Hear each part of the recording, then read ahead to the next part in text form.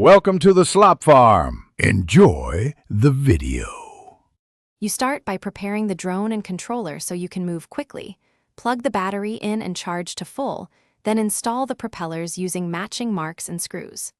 Once done, power on the remote first, then the drone, and watch for the green LED and binding confirmation.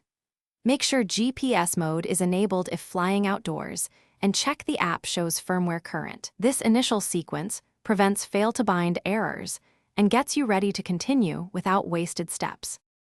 Next, you perform critical calibrations and establish the app link because accurate sensors equal stable flight.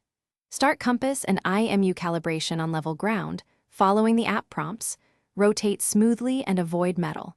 Then connect your phone to the drone's Wi-Fi or controller app, grant GPS and storage permissions, and let the app sync settings.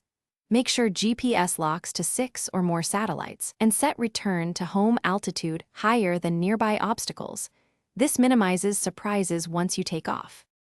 Finally, you execute takeoff and manage the flight, so lift smoothly and stay safe.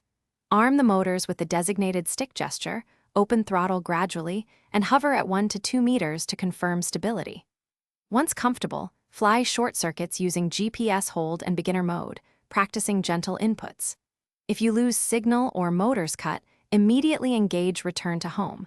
If RTH fails, descend and land manually. One troubleshooting tip. If compass errors persist, move 10 meters and recalibrate away from metal or magnets.